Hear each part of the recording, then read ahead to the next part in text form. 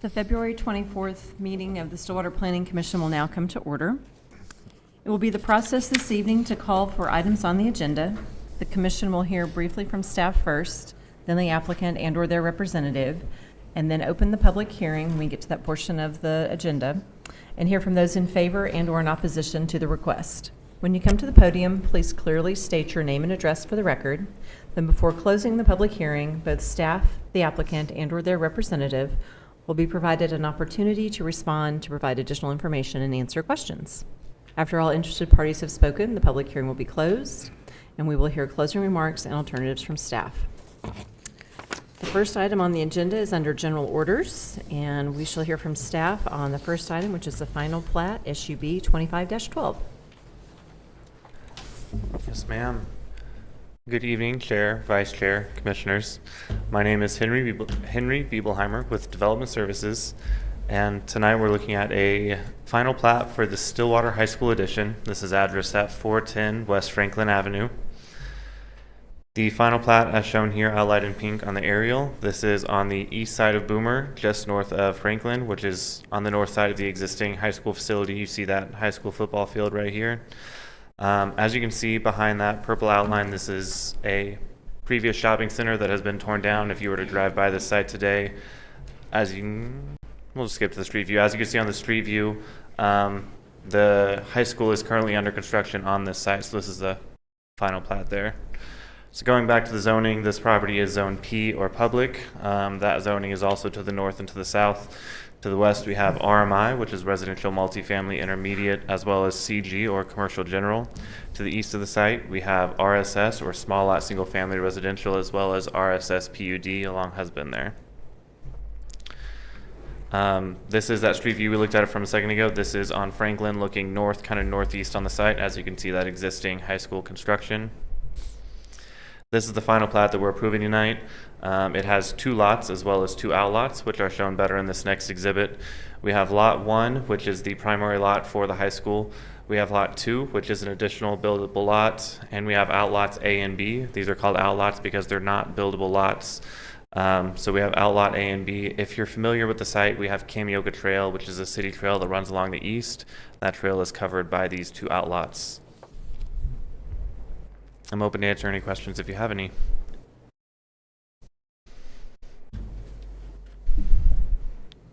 Any questions from the commissioners? I'll just inquire about timing. This is coming to the point where the building construction is nearing completion, and so I think I would have expected to have seen this a little bit earlier. So could you elaborate on the timing? Yes, ma'am. It is normally standard that we do the platting process before the building permit. That started before I started, so I don't actually know the answer to that. I'm going to let David jump in. Good evening, David Barth, Development Services Director. So as part of this project, they had to construct public improvements. They had to construct a water line and a sewer line through their site. So with most developments, we don't accept the final plat or take the final plat for acceptance to Planning Commission or City Council until those improvements are done and ready for acceptance. Those improvements couldn't be completed and ready for acceptance until they had the manholes to grade in the parking lot or the hydrants set to grade or all those. So they're just now finishing those public improvements. Even though some of those water lines and sewer lines may have been installed a year ago, they couldn't finalize them and have them ready for acceptance until they got closer to being finished. So that's why the plat is before you at this time, which seems a little bit, late in the game, especially since the building's almost done, but those are the reasons why. So it's out of sequence for what we typically see, but not necessarily out of sequence for the required portions of work to be in place for the final plat to go through. Yes. I suspected that was the reason, but I just wanted to confirm. Yep, that's the reason. Thank you. Any other questions? We shall hear from staff as to findings and alternatives. Yes, ma'am. Our findings tonight are that the proposed final plat meets the subdivision and zoning requirements, and Vision Stillwater 2045 recommends public uses at this location. Your alternatives tonight are to recommend that City Council approve, deny, or table this request. Staff recommends alternative number 1, which is to accept findings and recommend that City Council approve the proposed final plat as presented. Thank you.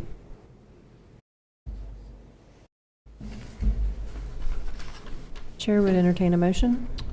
I move to accept the findings as presented in the staff report and recommend that City Council approve the final plat for Stillwater High School Edition, SUB 25-12. Second. We have a motion and a second. We shall now vote. Motion passes 5-0. Next item on the agenda is to consider a request for a final plat, SUB 25-22, and we shall hear from staff. Yes, ma'am. Our next plat is for a final plat for Fern Street Cottages. This is located at 505 East 18th Avenue. Here's the aerial view of the property where you can see it once again outlined in pink. This property is about a quarter-mile west of Perkins, north of 19th Avenue. And if you can see this large structure right here, just to the north of the site, that's Habitat for Humanity. So this is just south of that Habitat for Humanity site. And to the west, we can see that mobile home park existing there, west of the site, north of 19th. So the zoning on the property, to the north, where that Habitat for Humanity is, we have industrial lights. To the west, we have RMH, which is residential mobile home. And to the east, where we have those houses, we have RT, residential 2-family. This property itself is zoned RSS PUD, which is residential small lot, single family residential. I said residential a few times, but PUD is planned unit development. Here's the street view. This is from 19th looking north. So as you can see kind of in the distance, we have that Habitat for Humanity. And then over on the right side of your screen, we see those houses. That's in that RT zoning. This was when the infrastructure was getting put into place. If you were to look at the site now, it's a little further along, as all that infrastructure has been accepted by the city, which is why we're before you with the final plat. Here is the final plat that we're looking at tonight. This is 14 residential lots. Outlot A, once again, is not a buildable lot. That's the common space for this community, primarily for parking. All of the lots in this development are done to meet the PUD or planned unit development. That was approved back in April of 2021. That PUD or planned unit development or preliminary PUD was also the preliminary plat. May of 2021, the PUD was approved by City Council. And then earlier last year, which is not the right way to say that, last year we came back before you with a new preliminary plat. There were no changes to that, but since the preliminary plat from 2021 was expired in July of 2025, you guys reapproved that preliminary plat. It does align with the final plat as presented. And I'm open to answer any questions if you have any. Any questions from the commissioners?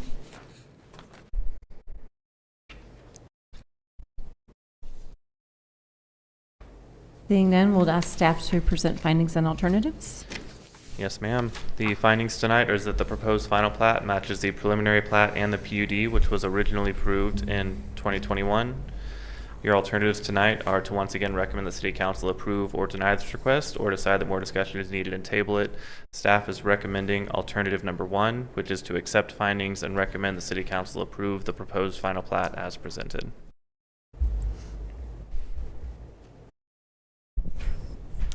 I move we accept the findings and recommend that the City Council approve the proposed final plat as presented. Second. We have a motion and a second. We shall now vote. Motion passes 5-0. We'll now move into the public hearing portion of the agenda, and the first item on the agenda is a map amendment, MA 25-16, and we shall hear from staff. Yes, ma'am. Tonight we have a map amendment. This is located at 799 West 12th Avenue. This is to rezone from small lot single family residential or RSS and A or agriculture to commercial general. Here's an aerial of the property. Once again, we can see it outlined in pink. There's a few large structures that I'll point out here. Just to the west of this site, we have Stillwater Medical Center Southern Campus. So this property is located just south of 12th. And on the north side of 12th is where we have that public park and dog park. So here's the street view. This is from 12th Street looking south. So that vacant land is what we're looking at rezoning today. Here's the zoning map where you can see there's a kind of line halfway through. The northern side of that is zoned RSS, or small lot single family residential, which is what we're looking at rezoning today. This was originally zoned RSS, or small lot single family residential, because it was platted as part of the Linz addition. The southern portion of this property is unplatted and zoned A or agriculture. As we can see, the southern portion here. This curvy line on the very southern is because of Stillwater Creek abuts this property on the south. To the west, we have P or public, as well as some O or office as a part of that Stillwater Medical Campus. To the north, we have P or public for that park, and to the east, we have some P for public, as well as some RSS or small lot single-family residential. Here's the future land use map from Envision Stillwater 2045 that calls for this property to be public and civic. Public and civic is property owned by the city. As we can see, the Stillwater Public Library has the same comprehensive plan designation. As this is not proposed to be owned by the city, this is not necessarily in line with that. But since it's being done as a partnership with the city, this is aligned with the comprehensive plan. Here's the conceptual site plan where we can see the proposed YMCA building. It's a very large site, so it looks like a small structure. It is larger than it looks. So we have the YMCA structure right here. Let me get my pointer. So for the conceptual site plan, the reason we're rezoning tonight is for this proposed YMCA development. The YMCA development falls under the use category of recreation. Recreation is not allowed in RSS or A, which is why we're rezoning it to CG or commercial general. Here's a rough look at what is being proposed. We have the YMCA structure right here with all of the proposed parking to the south. There's also some other conceptual expansions that are shown here. You can see some future additions shown here, as well as a proposed soccer facility. That's not necessarily being proposed to be built right now, but that is showing why the rezoning expands into this tail down here and to the south here. The south here is the borrow pit, which is being used to develop this site, which is largely in floodplain. And then again, we have a proposed future expansion here, which is the youth rec center and the parking that goes with that. I'm open to answer any questions if you have any.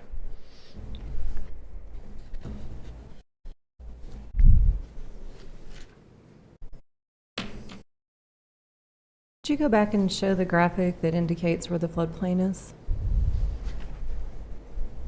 The other one. After that. There. I think the hatch. Does the hatch not indicate the floodplain? The blue hatch? You might be correct. I did not confirm that. Yes, it does. You're right. Floodplain here. Yes, the blue hatch is the floodplain. Okay. And to clarify for everyone looking, the blue hatch kind of goes around right here. And could you tell us, is that 100-year, 300-year floodplain? Do we know which line that is? I believe that's the 100-year floodplain. Yeah, what you're seeing there is the 100-year floodplain. There is floodway that's probably shown. The comp plan map doesn't differentiate between floodplain and floodway. They just call it all floodplain. I looked at this earlier today. I think that the floodway is probably all to the south of what's in gray. Yes. So is the portion that's in gray, how much of this are we looking at again to rezone? I'm not sure he broke that out, just that part. Okay. So that's the portion that we're looking at rezoning. The gray ends right here on the comprehensive plan. So to kind of compare those maps, this is the line for the gray. So it's the back difference right here. between what's already zoned agriculture and what's RSS is the difference there? Yes, ma'am. Okay. See, this is that curve of So the I southern have tail. a question, kind of point of order here. So if I have questions about changes to the floodplain, changes in the floodplain, earth change permit, all of that kind of thing, where's the best place for me to ask it? Is it here, or is it when we talk to the applicant? Yeah, I mean, we can address just the city regulations in terms of, what they're proposing and what we've reviewed. The applicant's engineers here, they can also probably answer those questions very well. So depends on your question. Okay. Philosophically, I have issue developing in the floodplain. Okay. Given my history in Stillwater, I've seen this area flood, and I know that there have been a lot of controls placed around and a lot of improvement done on the drainage way in Stillwater, and it's an ongoing issue that has to be kept up and maintained. but I have great pause to go in and change a floodplain to something commercial when, as a planning commissioner, I feel like that's better served to be public land or agricultural. So I would like to know what is being done to mitigate flooding of properties and,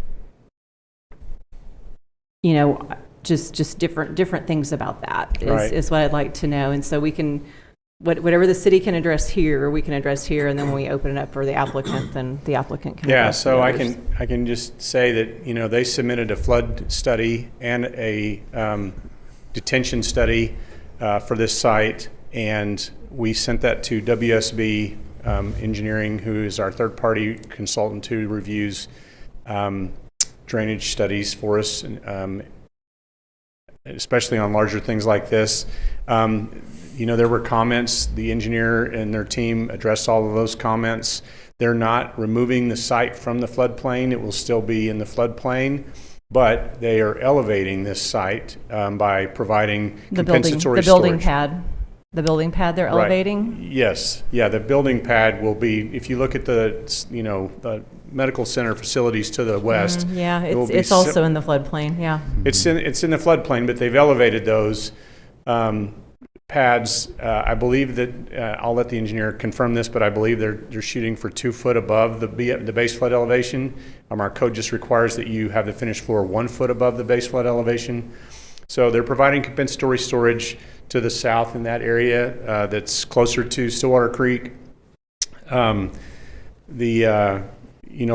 I said, we've looked at, they looked at adverse impacts to upstream or downstream people, properties, not people, but properties. People also I understand. get in the middle of this. Well, that's yeah. true, yes. So I do understand,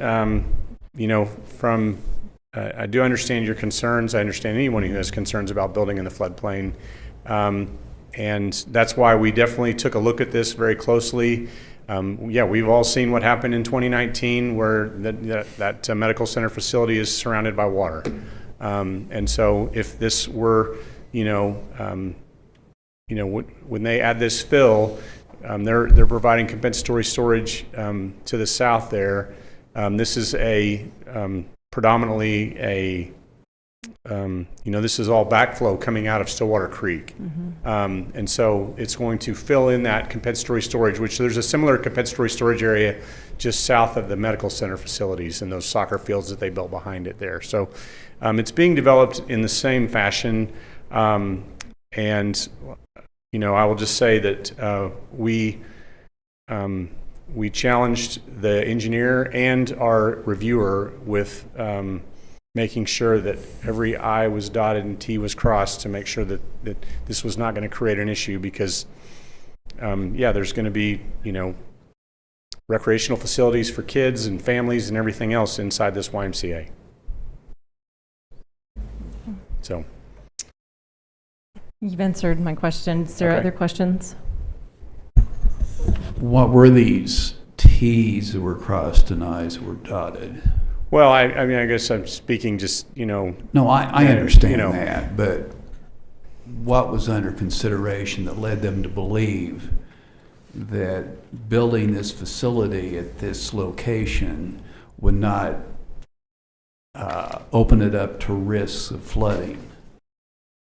Yeah, I can't speak to why the location was picked. My department reviews the plans that's put in. So could you elaborate on like what the city looks for when they're looking at this in a regulatory viewpoint, as far as what are the regulatory items that you're looking for in the reports that would give the city the viewpoint that this is a good development?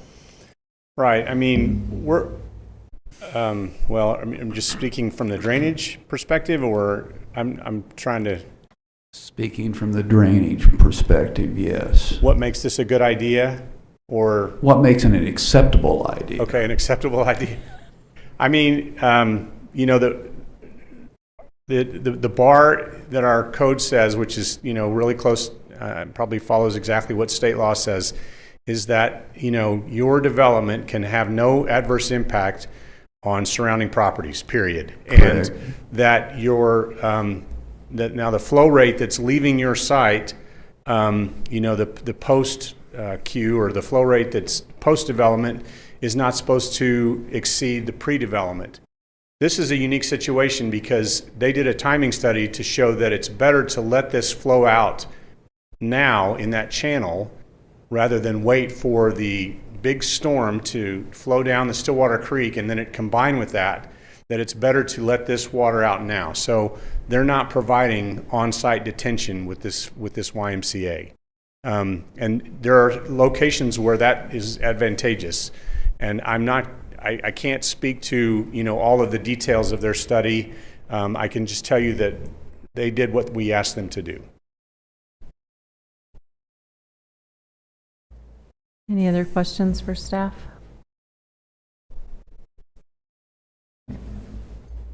Thank you. You bet. Okay. At this point, we'd allow the applicant to come forward and elaborate a little bit, if you would, please.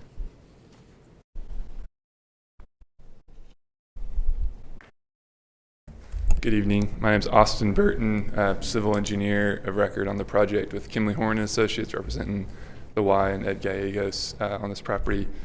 Maybe just to add to what Mr. Barth has said as far as what's the bar in regards to flood studies. So our firm not only providing the civil engineering design for the project, but also providing the flood study. It's an area of expertise.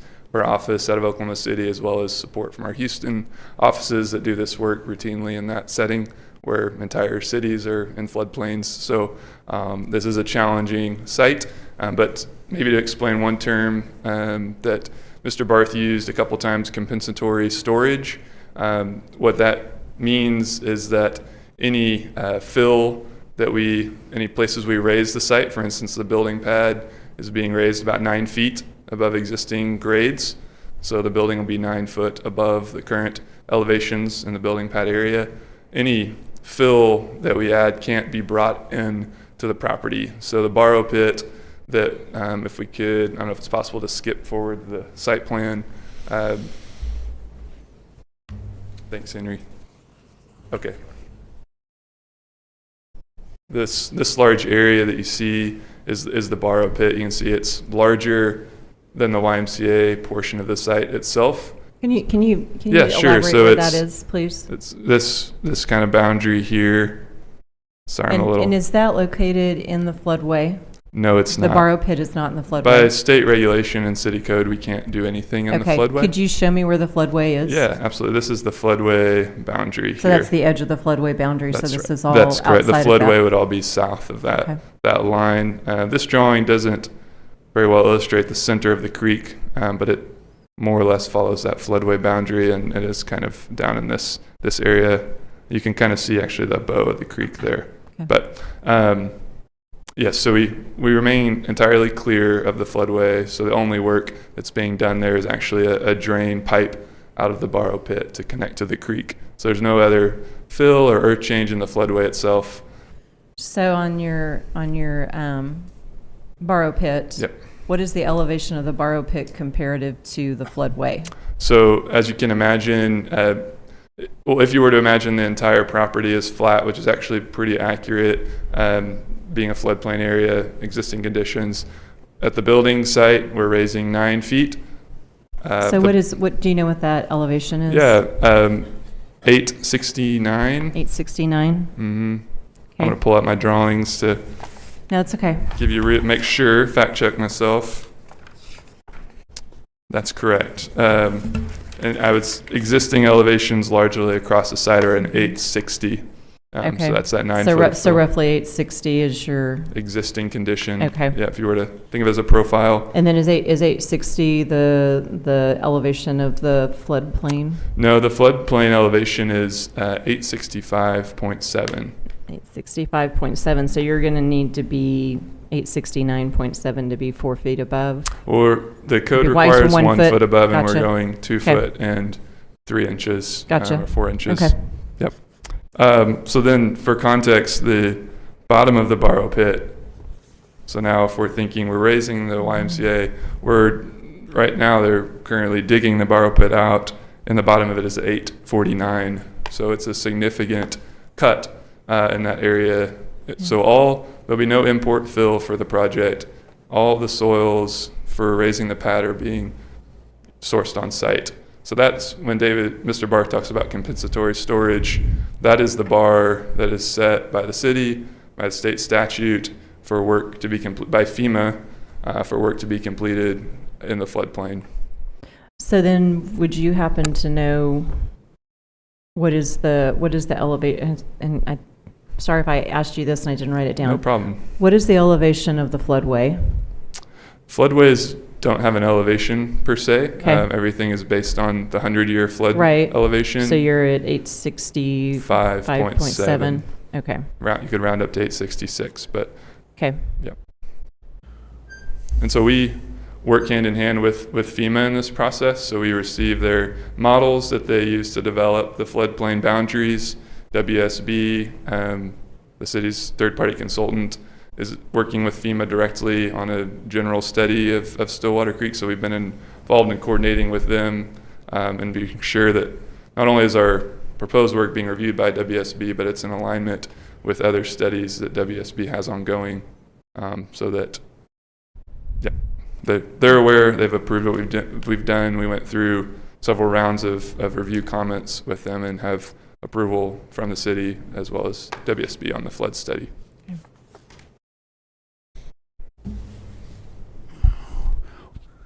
What time frame is the data set taken from that determines the 100-year floodplain or floodway that you are using? I can't answer that specifically because I'm not sure. That's a good question. I will say the city provided drone footage of I believe it's the 2020 event. Sorry if I've got that exact year incorrect. I apologize. Somewhere in that range. And we correlated those elevations that were experienced with our survey, and it appeared to align within a foot plus or minus of the FEMA 100-year flood elevation that I mentioned.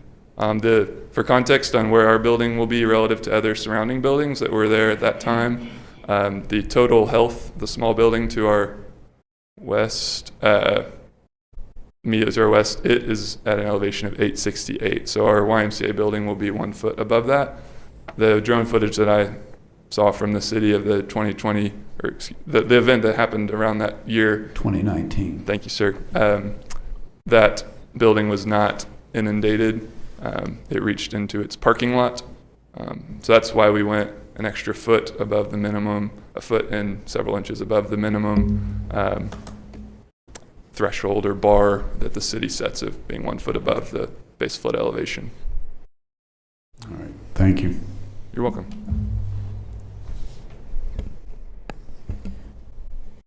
So it looks like, are there two structures that we're looking at? So the application before you this evening is purely for rezoning. The city's Okay. asked for the concept site plan. The building that is in permit review currently is just the YMCA building. So that's the structure here, and then the parking lot primarily to its south. Okay. This building you see here is a future building that has not started design yet. The Y and the landowner who's donating the property desired to mass grade the entire property that before you tonight for rezoning approval because it all drains together, and the borrow pit will be used to raise all the building pad sites that you see here. It's more cost effective to do it together instead of in pieces from a mass grading perspective. Gotcha. Other questions for the applicant? Yes, so CG is our city's broadest commercial category. And if the Y decided to not go forward, if we approved the zoning change, it could do just about anything, and anything could happen on that property. But wouldn't public also meet the needs of the YMCA? We coordinated significantly with the planning department, and I will say the staff has been a fantastic partner throughout this project, Henry, David, and others. And my understanding, and would be happy to. I can chime in. Okay, Public has to thank be you. owned by the city Okay. or the And university. it's not, yeah. And this would not be owned by the city. Thank you. You beat me to it. So owned by a governmental agency. Yep.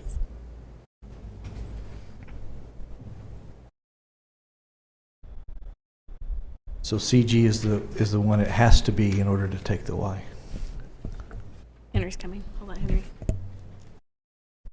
Yes, sir. The reason we recommended CG or commercial general was because the use was recreation, which would allow for the existing YMCA building as well as the potential soccer complex to the south. Yeah. It's one of those things where we don't have a very specific use category for something like the Y, so we had to kind of fit it into the one that was closest to it, which was recreation, which is allowed in very few zoning districts. So that's why we recommended commercial general. Yes, thank you. Yes, sir.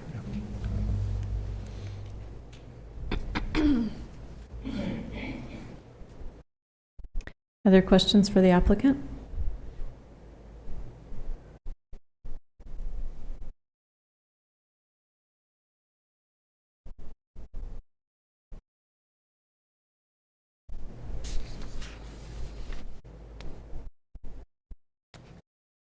I don't see any. Thank you. Thank you very much. So at this time, we'd open the public hearing and ask if there's anyone in the audience that would like to speak in favor of this item to come forward. Yes, sir. Would you like to come forward? Is that for favor or just? So if you're in, I'll ask for in favor first, and then I'll ask for opposition later. And if you're on the fence, then feel free to come forward. That's fine. Please come forward. If you can just state your name and address for the record sorry. for our. I'm Wayne Smith, and my address is 1724 South Husband Street. I live down in this area. I'm 300 feet from what we're talking about here. When I look at the map, I see a lot of things that I don't quite see and understand about keeping the flood under control in that area. Probably what I really want to say first, that I'm 83 years old, and I'm probably one of the oldest ones here, but I lived through all the different floods. I own the property since about 1964. So I went through the big flood. We had the one that's, 5 or 6 years ago. That was probably, I would say, at least a 100-year flood. Mm-hmm. I was up on the hill. The highway patrolman came by, and I said, how high is this going to get up there where the fire station was? He said, it may get up here. But the thing that saved us was flood control. And we have about 80 flood control structures between here and Blackville. If we hadn't had those structures in here, they would have been probably 10 foot high. It was that bad. And these structures are very important. I want to see the YMCA go in down here. I think it's a good location. But what I would like to see is a better control of the water coming out. We've got Duck Creek. I'm 3 sides with the city, 3 sides of me. So I've worked with the city a lot over the years on different things. I have one of the big sewer lines that goes through my property, so that I've had to give them right away on that. I had to sell them 4 acres, put the Duck Creek project in down here, which was a good project. It's helped a lot. But the city has been very good, and the engineers have been very good about doing the right thing. And I think this is another instance where this is kind of a gray area, but question mark. I think it needs to be done right. I agree with you on flood control. I like to see flood control on it. I do have some issues with the city on some things I'll talk to them later about, but I think they owe me one probably for all the times I've helped them out. But anyway, I think we're on the right track. Our forefathers and Harley Thomas and all those I've worked with in the past. I haven't been on this board, but I've been on several other boards on the city that's because of where I'm located. And I would love for somebody to come and ask me anything they want to know about the flood zones, since I've been there 60 years. And I have a lot of information, and I've got a good mind still at 83. So I'd be glad to share that with you. I'd like to talk to an engineer or two about something down there that I think we need to fix. But like I say, I'm on the line, and I'd love to have the YMCA in. All my kids were raised here. I had 3 children, doctors, lawyers, nurses, RNs. They've all been done well. Stillwater's my home. I'm not going anywhere. I'll be buried right out here probably. But I want to see what's best for Stillwater. That's my goal. It's not me as much as it is for the town. So it's a beautiful place to live. I think we're very fortunate. Every time I turn the TV on, you know, we see floods and disasters everywhere. We don't have that here hardly. Flooding isn't terrible as long as we keep it under control. I like what we've got here on the YMCA, but I'd like to see, I walked up through there today again because it's been a while since I've been there. I went through all the flood control ponds we've got behind all the hospital and everything out here. Those are great. That holds back a lot of water. And to say really that the water coming off, let's get it in the creek first. If you've got a full creek going on already and the banks are full and you run that water on into the creek and you're not holding it, and I think those ponds we put in up there behind those medical offices and stuff might have saved us 6 years ago. Because I really think without those, that water could have been another 2 or 3 feet.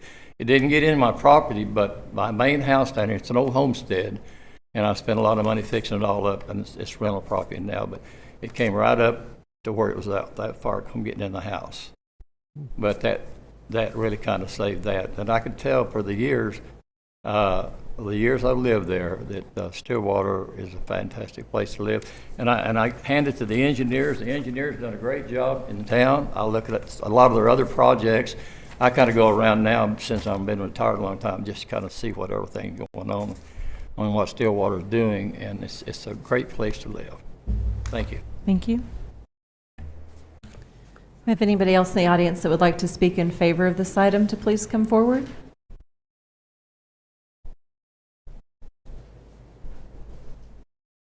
Seeing none, I'll ask if there's anybody in opposition of this to come forward.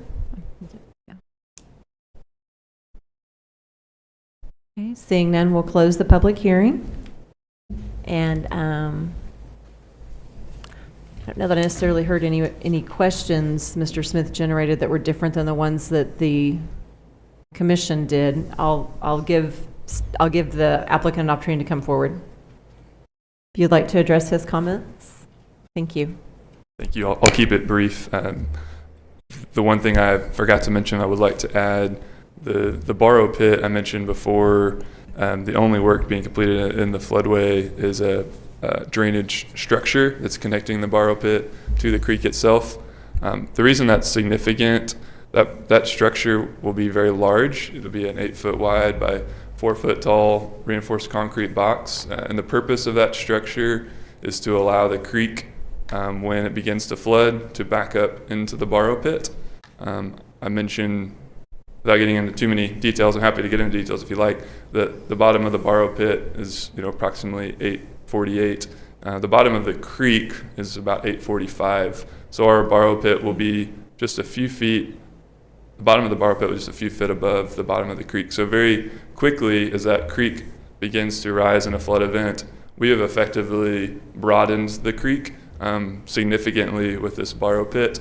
That's part of our solution here with the flood study. It's how we were able to develop the site, add pavement to the site, but not have any negative upstream or downstream impact by effectively creating creek working volume at a much deeper elevation than it is currently within that borrow pit area. Hope that makes sense and perhaps gives a little bit of peace of mind. So then, if I understand then that the bottom of the borrow pit is such that it would be completely drained and drain into the creek and shouldn't be retaining water in it when the creek starts backing up. That's correct. In When the theory. creek begins to empty after a flood event, yes. The borrow pit is not intended to hold water permanently. As the creek drops during a flood event, so will the borrow pit. They're intended, the structure is so large, and this was something we coordinated closely with WSB, something they wanted to see. That structure is so large to allow the creek and the borrow pit to function in unison, if you will. And then whose responsibility is it to make sure that that stays free of debris? Sure. So as part of the project, all the trees, existing trees on the property will be cleared. Certainly be new trees that will go back that could have some on-site debris, if you will. There's could be debris in the creek as an 8x4 box that's as large as boxes that are nearby underneath public streets. So maintenance of that, I believe, would be on the property owner, the YMCA, but I imagine the city would be a partner in that. I don't want to speak for the city. I don't know if David or Henry have comment, but as the city also shares the ownership of flood protection for its constituents, I believe that would be a shared responsibility. Responsibility? In regards, the question was the box structure that's connecting the borrow pit. Well, and the borrow floodway. pit itself, whose responsibility is it to keep that drainage area free of debris? I mean, it would be the property owners. So the property owner is going to own the barrel pit. They're going to maintain it, they have to mow it, keep trees out of it, whatever. And same thing with the drainage structures, those would be theirs to maintain. We maintain drainage structures that are in the public right of way, but not on private property. Thank you. Yeah. All right, anything else? Yep. All right. So we'd ask staff to come forward with findings and alternatives. Yes, ma'am. The findings tonight are that the proposed recreation facility is allowed by right in the CG or Commercial General Zoning District. The YMCA development generally aligns with the future land use map of envisioned Stillwater 2045. Your alternatives tonight are to recommend the City Council approve or deny the proposed map amendment, as well as to table it. Staff recommends alternative number 1, which is to accept findings and recommend the City Council approve the proposed map amendment as presented. Thank you.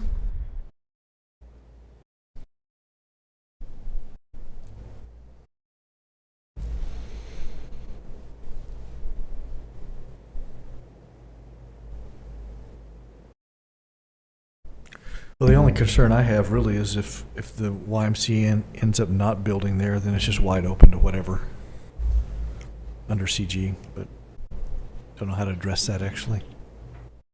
Yeah, I think I struggle with that too, and I had a similar thought as you, Commissioner Prathers, if it could be public, and that way there might be a little bit more control over what went in there. I know that there's development in the floodplain all across the U.S. We've got it in our city. I just don't feel like it's a best practice. So it's difficult for me to get there thinking that if this were to be general commercial, and I know they'd still have to go through and meet all of our city requirements, regulations, and I think it's been very worthwhile to have this conversation this evening on what the regulations are that are in the interest of public safety and protection of property. So I think it's been a very worthwhile discussion, but I have a hesitancy too for a commercial general or general, right? CG, yeah, commercial general.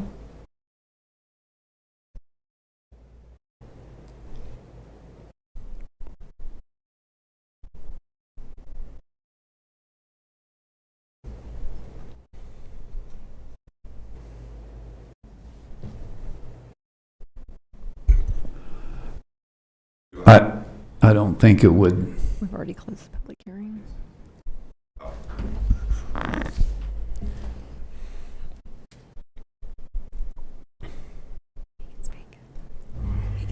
You go ahead. Okay, I didn't want to interrupt any public comment. I was just going to say that it won't do this particular proposal or development any good, but it might be wise, looking at the land development code, if something can be expanded in the definition of P zoning to include something like this, so we don't have to rely on a commercial general designation.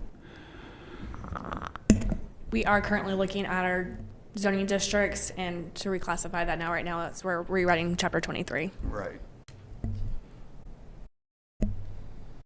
Is there a path to limit CG use via an overlay? So you said that again? I'm sorry. Is there a path to limit CG use via an overlay? PUD or planned unit development would be Yeah, the path to PUD. kind of limit those allowed uses. I believe that's the only tool we have to say we will approve the rezoning, but only with these specific uses would be a PUD or planned unit development. Okay. And I'm gonna ask the next question, even though I think I already know the answer. Is PUD allowed on public zoning? It is not, For- but that's okay. also because public zoning, I mean, I guess it is technically, but public zoning doesn't really have a list of It allowed wouldn't really uses. be needed Right, if it was public. right. So, I mean, it would be allowed, but there really wouldn't be a necessity for that. Gotcha. I just wanted to ask the question since it seemed like we were going down that path. Right. Yes, ma'am.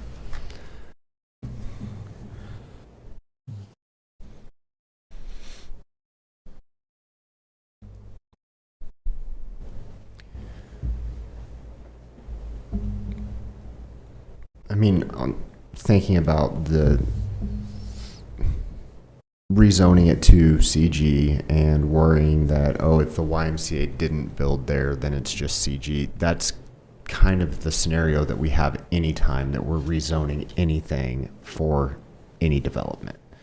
So I don't feel like it's always a concern. Well, and I think when we looked at what the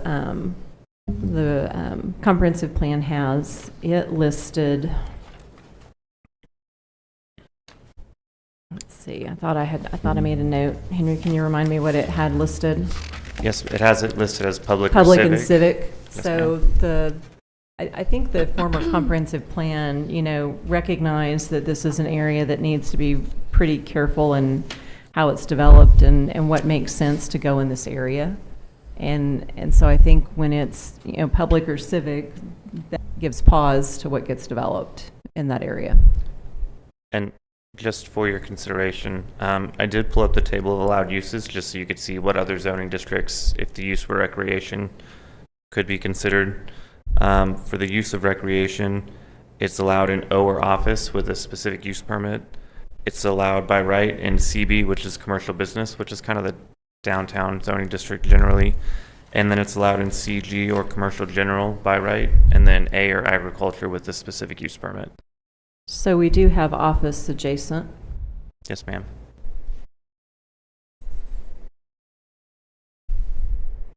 Okay, so then I think it would be, for me, it'd be a matter of looking at what the uses were in office to see how that aligns with the civic designation from the previous comp plan. And just for the clarification, the current comp plan calls for civic and or public. Okay, and that's what I'm thinking, is looking at what the previous comp, or what the, sorry, the current comp plan. Okay. And I do have those allowed uses pulled up on the screen if we can share those. I don't, you guys probably can't see it. Let me see if I can zoom in. I don't know how to zoom in, sorry.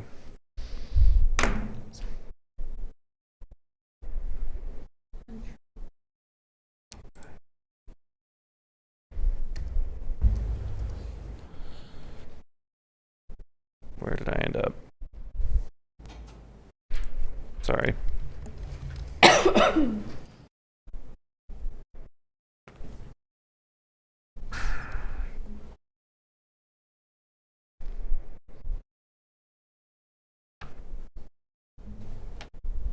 There we go.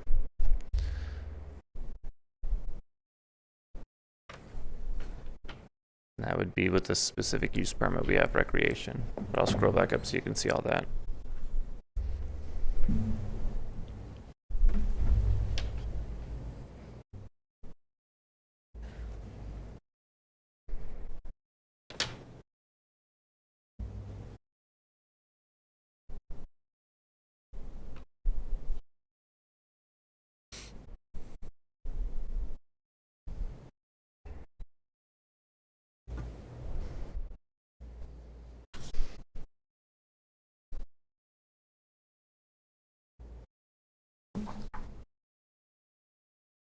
I do have a clarification. I'm going to go ahead and ask Kim, our legal counsel. I believe with this rezoning request, Planning Commission could recommend a different zoning district, but they couldn't recommend a specific use permit because that would have to go through a notice and application requirement.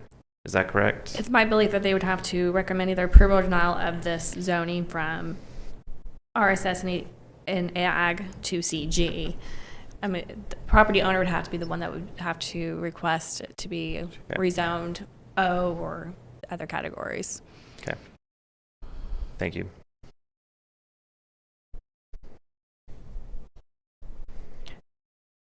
They could, planning commission members can establish that in the minutes that they make a recommendation that the applicant applies for a different zoning classification, but the question before them is it appropriate to zone to CG? Okay. Well, I think Commissioner Williams has a good point that typically that's the case, is we can't control what happens necessarily after something's rezoned. So, I mean, if the YMCA goes forward with the plans, which it seems like they would, then it's not a problem. Well, and that, I think I think that's kind of the crux of what we're all stubbing our toes on here on the zoning designation, because the YMCA use seems to be more of kind of that civic public, because it is while it's a nonprofit and it's not owned by a state agency or a city or a governmental agency, it provides a service to the community. So I think that when we're thinking that it's a civic use, and that kind of fits with the previous or with our current comp plan. Going to commercial general here does not follow the comp plan. And I think that's where I'm having a little bit of a disconnect with this. And I understand how we got here. I mean, everyone got here in good faith. I just don't know that that's really the right answer for me, at least looking at this moving forward.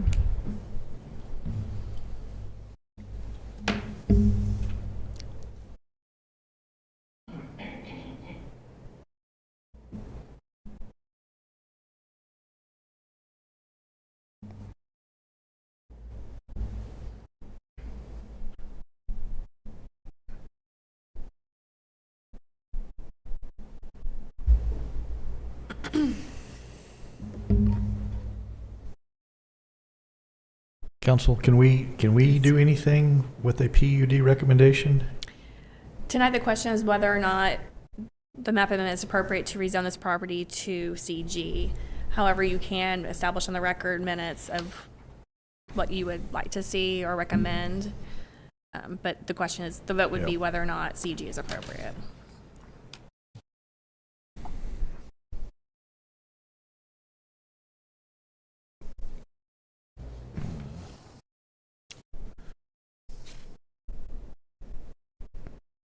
So I'm curious if you're thinking that this is not the right answer, because the way I'm seeing it is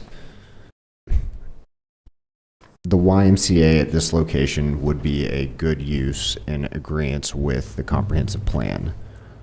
But because of the way that our code is written, the use needs to be with the CG or a different lesser zoning. So I mean, You see what I'm saying? Yeah, I'm just asking what would be your... Personally, I have two issues. One, I philosophically think it's not a good practice to develop floodplain regardless of what the zoning would be, period. Okay. Beyond that, I'm looking at our comprehensive plan, and our comprehensive plan says public or civic in this area, not commercial general. But you think that the YMCA fits a public or civic? It appears to some to me, degree, yeah, but- because of the ultimate service it's providing for the community. Right. Even though it's not a publicly owned, it's not a governmental agency, it does provide that community service. But because of the way that it's The set way- up, we can't zone it public. Currently the way that we have things in our land development code, we don't have a straightforward path to this. From where I stand. Now, I there's see what you're saying. There's four other people here, so that's my thought. I know. I was just trying to wrap my head Right, around sure. your thought process there.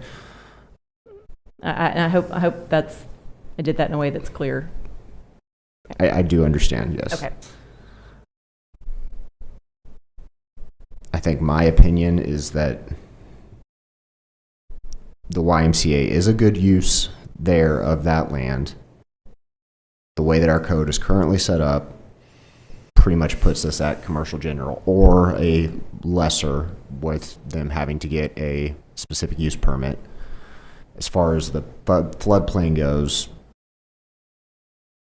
I understand thinking that it's just not the best practice. However, for me, we do have guidelines set up and engineering set up to allow that to happen, and it appears that they have gone through the work to make that happen. So unless there is a office, or what was the other zoning usage that was said? So, I yeah. thought he said agriculture. Did you say that? Agricultural, yeah. Yes, ma'am. It was office or agriculture with a specific use permit. To allow recreation. Yes, ma'am. Or CB, which is the commercial business, or CG with by right. Yeah, so unless we think that one of those with a specific use permit would be better, then I think that this is the best option. Yeah, I don't know that agricultural would allow the building of the structure, because agriculture only allows like accessory structures. Is that correct? You would be allowed to do this in agriculture with a specific use permit, because the specific use permit would allow you to do the recreation use.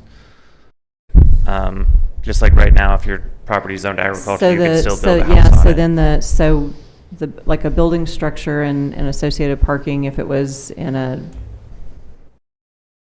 special use permit, would be allowed in agriculture?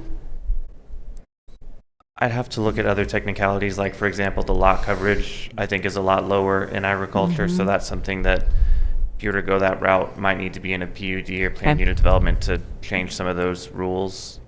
Because the specific use permit can only allow the use, it can't change the regulations. Gotcha. But can't say off the top of my head whether that would work or not. Okay.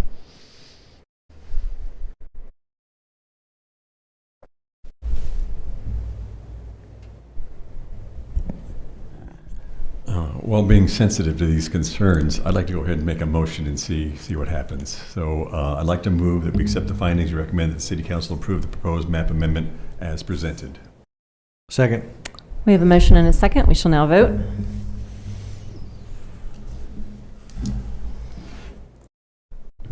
Motion passes 4-1. Next item on the agenda is to receive public comment regarding a text amendment, and that's text 26-03. We shall hear from staff. Yes, ma'am. This is a text amendment to amend the allowed uses in the CB or commercial business zoning district. We'll get into all those technicalities in a second. Here's the definition. We're not proposing to change this definition. I just wanted to make it clear what we were talking about tonight. So I'll go ahead and read that definition. We have vehicle, equipment, sales, rental, and service means establishments primarily engaged in the sale or rental of personal or commercial vehicles and equipment, and which includes incidental maintenance and repair facilities, and establishments that sell, install, and service vehicle equipment and parts, including body repairs and painting. So that is the general use that we're talking about tonight, is that definition. This is the CB or commercial business district allowed uses. We have a list of all of the uses permitted by right, which I'm not necessarily going to go through. I'll just leave this on the screen for a second. We're proposing to add vehicle and equipment sales, rental, and service as a specific use permit. As some context while you kind of look through those uses if you would like. Whenever we were preparing for this, we found 5 different uses in the CB zoning district, which is primarily around the downtown. One of the key components of the CB or commercial business zoning district is reduced setbacks. A lot of times there's a 0-foot setback. Picturing these downtown buildings, you know, the buildings abut each other. Yeah. Also, a lot of times there's exceptions for parking to allow you to do public parking for the site instead of parking on site being required, are just different exceptions that kind of make the CB zoning district unique. So while we were looking at the CB zoning district, there are 5 current uses that would fit into this category that are currently in the CB zoning district. So this proposed text amendment would allow them a path forward to compliance. It would not at all require any of them to come into compliance. This would just be relevant if they were to, for example, move locations to another property that's also zoned CB, or if they were to expand their existing location. As a non-conforming use, you are allowed to be a non-conforming use. That's allowed to stay there. We're never going to kick you out. I guess I can't say never, but we're not going to kick you out with this text amendment. But you're not allowed to increase the nonconformity, which means you wouldn't be able to expand that use. So this is just to allow that a path forward. We decided to go with specific use permit because it does still require that any one of those uses that wanted to be allowed in CB would have to come before Planning Commission and City Council for a public hearing. There's also a very long list of conditions that are allowed to be recommended by Planning Commission and set by City Council for a specific use permit. So it would allow those allow adequate safeguards to be put in place to make sure that any proposed uses in the future would be appropriate for the proposed location. With all that, I'm open to answer any questions if you have any. Yeah, just to make sure I understand, from the table that you had up on the screen, did that, this particular use that we're talking about, was it in the permitted by right and it's moving over, or it just didn't exist at all? No, sir. Right now, it's not allowed at all in the CB zoning category, so it's Okay. being added in for a specific gotcha. use. Thank you for clarifying. I should have pointed that out.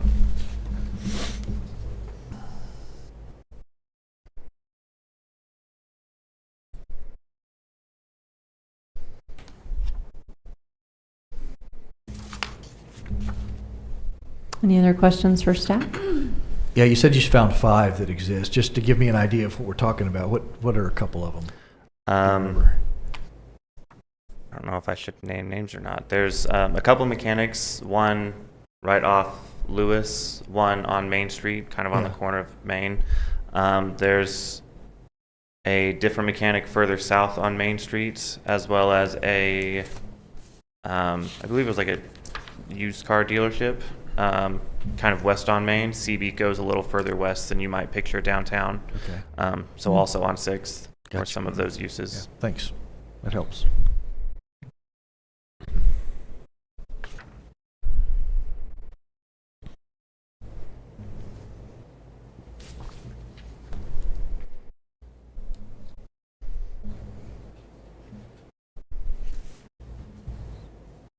Any other questions for staff?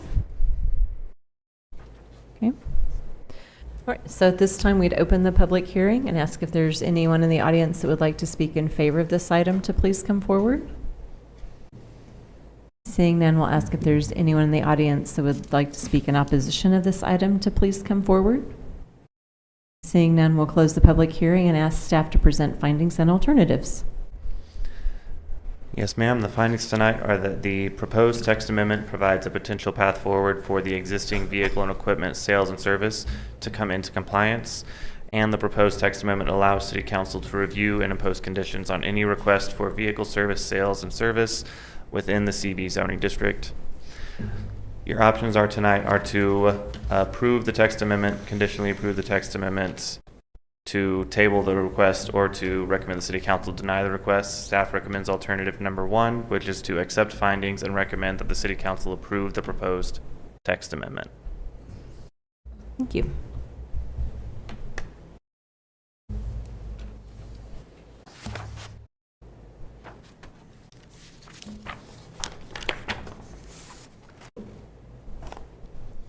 I'd make a motion to accept the findings and recommend the City Council approve the proposed text amendment to Section 23-152.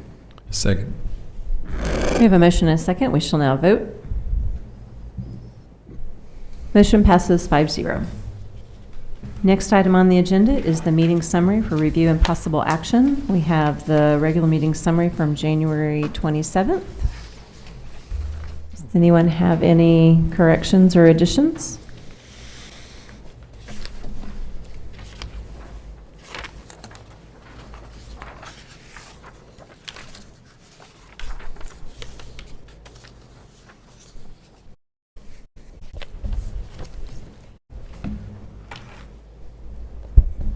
I don't have any additions or corrections. I was going to wait and do something after you're done with that. Okay, very good. So I move we accept the commission meetings as provided. Second. We have a motion and a second. We shall now vote. Motion passes 5-0. So the next item on the agenda is miscellaneous items from staff, planning commissioners, or city attorney for discussion and possible action. Yeah, I just wanted to introduce real quick Ann Kalina. Ann is a new civil engineer in development services, and she's not new to Stillwater, she's relatively new to Stillwater. She has been in the engineering department for the last, 6-7 months, and she has now joined development services. So she will be reviewing all of the improvement plans, drainage studies, flood studies, all the good stuff that, some of it which we've been outsourcing and some of it I've had to do. And so thankfully we have Ann, who is a tenured civil engineer. She comes from earlier stints in Conroe, Texas and Waco. And so we're really excited to have her. So. Wonderful. Welcome. Anything else? Okay. We do have our next regular meeting on Tuesday, March 3rd, and the last item on the agenda is adjournment. Do I hear a motion to adjourn? So moved. Second? We have a motion and a second. Motion passes 5-0. We stand adjourned.